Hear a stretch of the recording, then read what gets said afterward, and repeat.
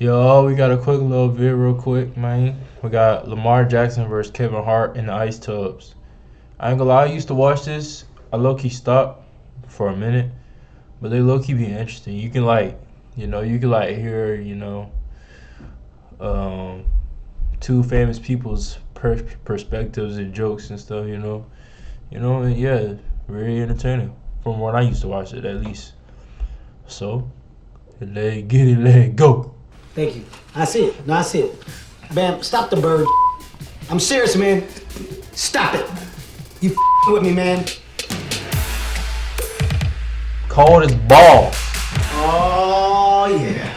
Finally, I got my guy on here. The legend himself, man. Come on, Lamar. Hey, put your robe on the back of the hook. Then we gonna come around, man. We sit on the back of the tub to start.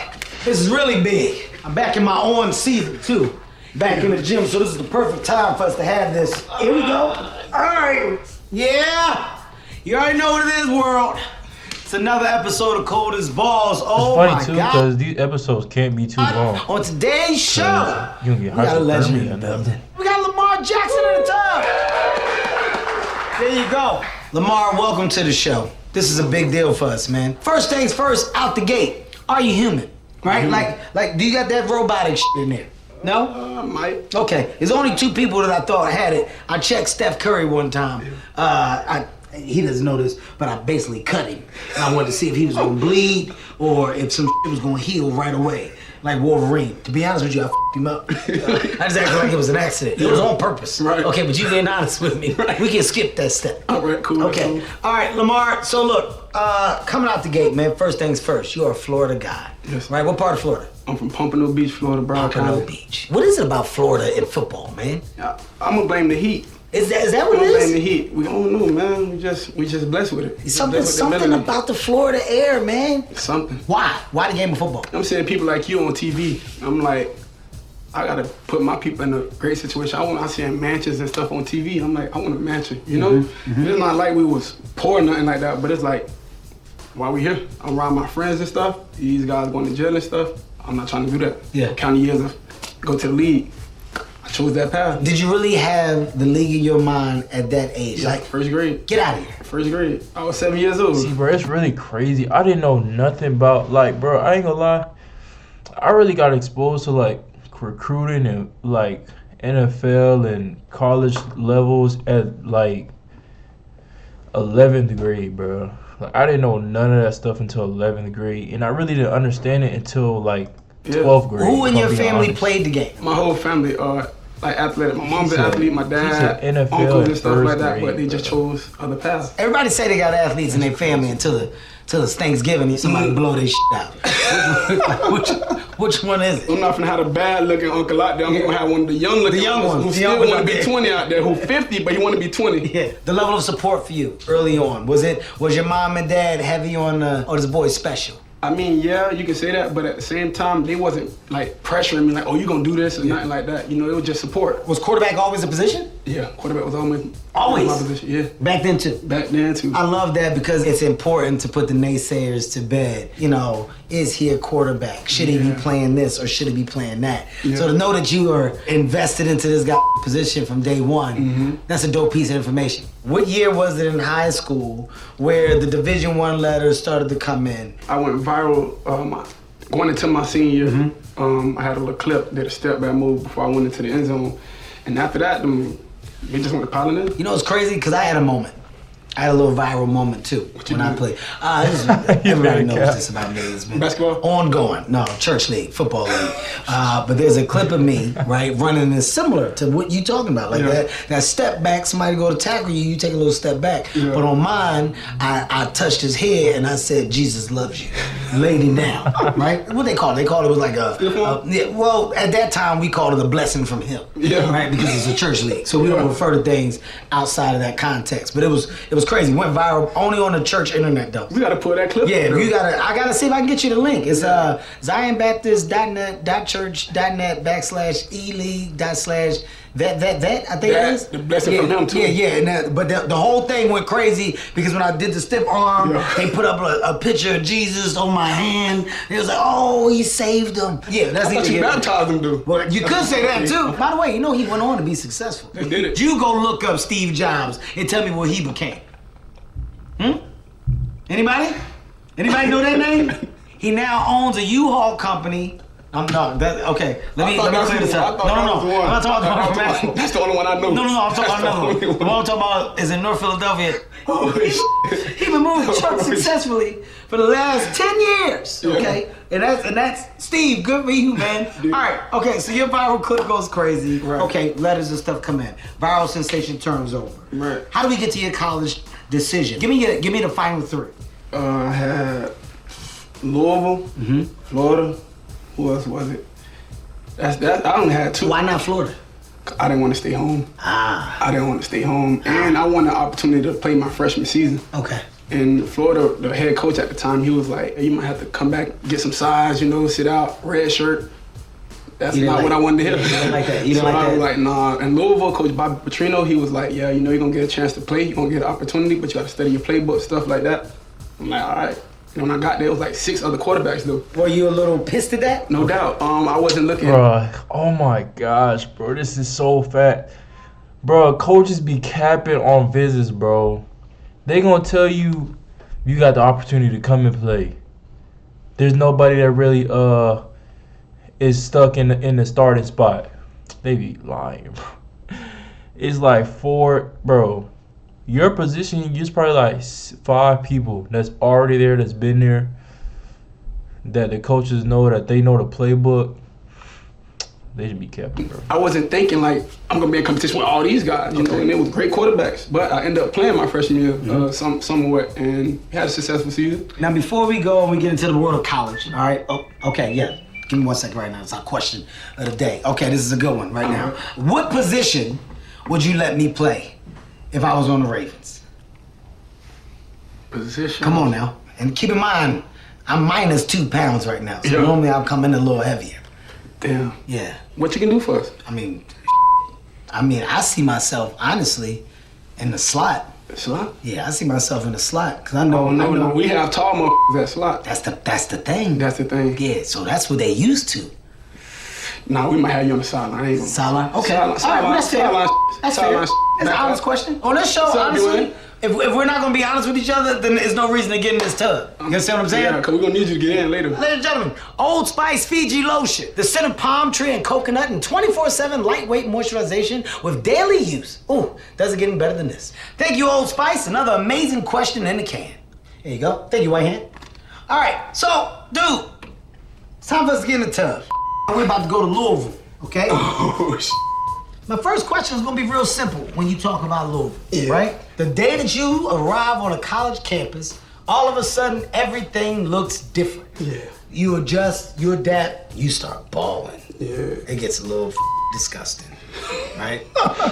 The road to the Heisman is like a serious road. When that conversation started coming up, did this do anything to you mentally? Did this change you at all? Nah, it just changed people who I knew. If anything, it didn't really change me. I'm still looking at myself just like regular old Lamar. Just got to college. But people looking at me differently. What do you mean by that when you say people are looking at you differently? Like you just did superstar to people. It's like, bro, you don't know what I go through, Yeah. And it's all type of stuff just started happening. It's like a whirlwind. When I started seeing my name talked about with the Heisman, I turn the channel. Can't watch it. I'm trying to focus on my season. Like I don't want nothing to get in my head. The idea of superstar in college is a real thing. So now let's talk NFL. Let's talk draft. Had you at 32. Yeah. Okay. Yeah. 32. What the man? That's what I was thinking at that time. I was gonna ask you. What's in your mind? What's in your mind at that time? This is what I've been waiting on, the opportunity here. So I go to the combine. And they like Lamar, quarterback and receiver. I'm like, what the hell? I'm like, no. Like, I'm thinking he just being funny, because I don't know who the hell he is, but he like, oh no, seriously. Then I think I cursed my hell no. I'm not gonna I'm playing quarterback. All right, draft day comes up. 32, you see all that go above you. Yeah. But you're there. I mean, you got a team. Yeah, I'm hyped. All right, let's go to the next stage. White hand.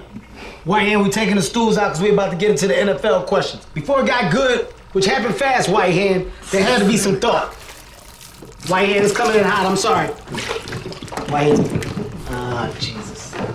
I'm Ravens? Yeah, that's what you want to call it. Yeah, with that. Yeah, either Ravens or some god dysfunctional pigeons. Jesus. I mean, what are you doing, man?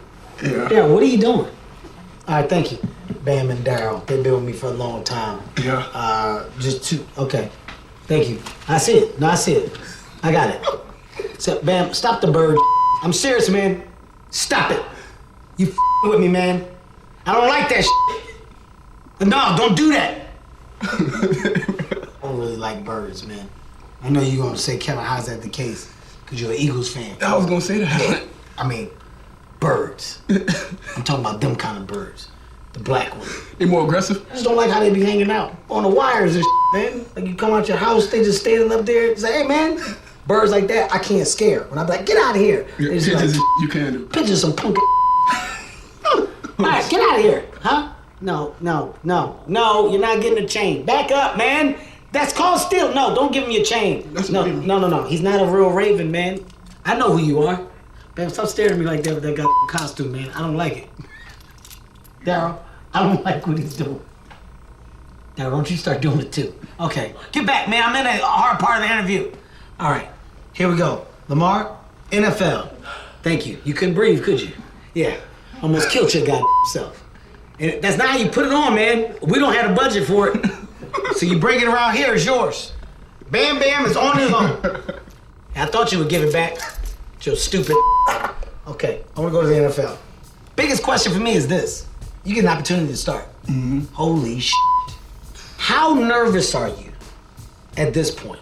I wasn't really nervous, like, I had butterflies. Excitement. Once I got tackled that one time, I'm like, well, it's easy. It's okay. Yeah, I love it. When did the light bulb That's click how it and go off that, okay, I can dominate this game at the same level that I dominated in college and in high school? It got easy for me my sophomore season. Sophomore season. First game of the season. Blew out the Dolphins. I'm like, oh, this is easy. How much did you respond to the city of Baltimore welcoming you? Oh, a lot. They dedicate everything, like their life to the Ravens when things are, going good, going bad. And it's like, if we having a bad season or something, the city is like chaotic. Yeah. There's a lot of crime and stuff, a lot of things going on. So you say you guys are responsible for the crime? No. I wouldn't say that. I'm just saying we make the city happy. We make the city happy. So you're saying if there's a bad season? No, we don't have no bad season. You're saying that spikes up. Probably. No. Don't put that. Don't you put that on me. Get out of here.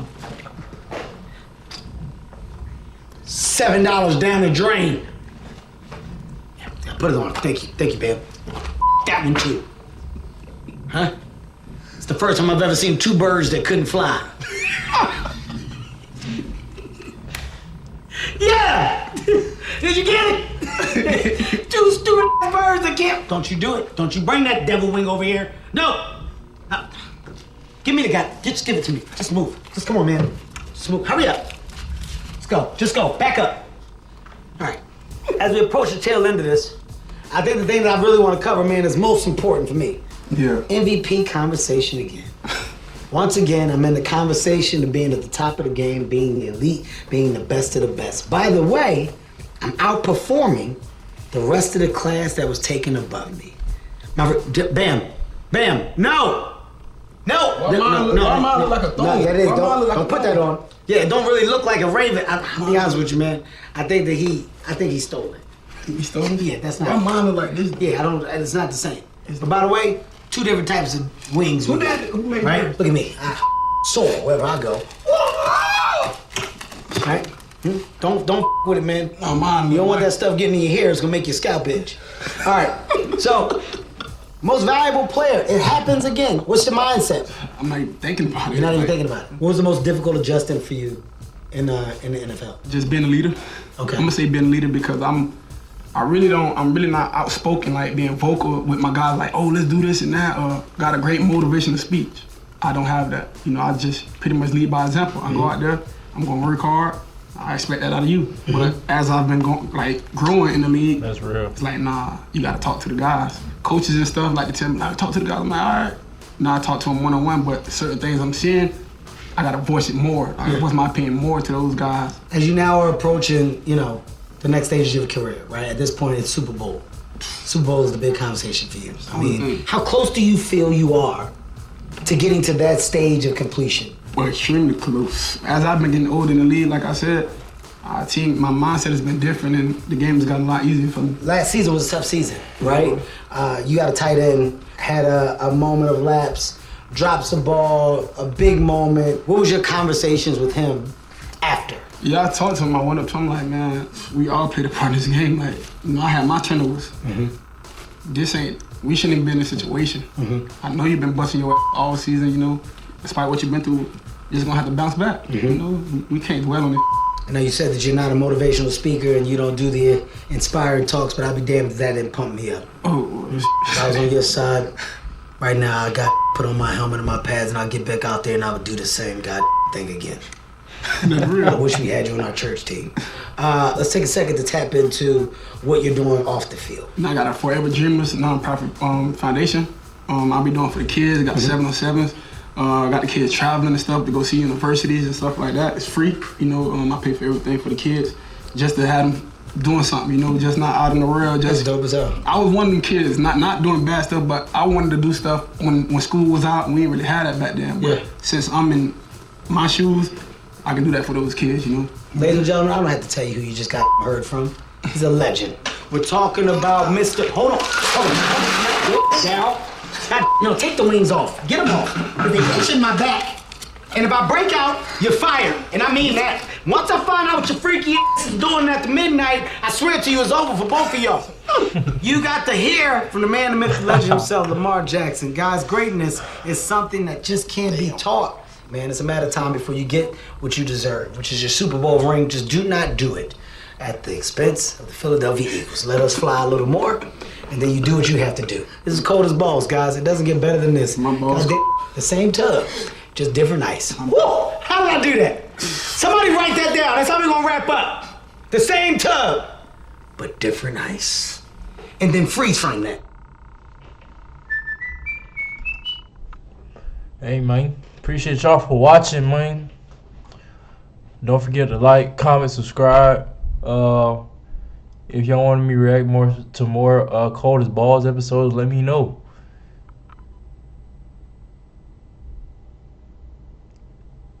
And we out.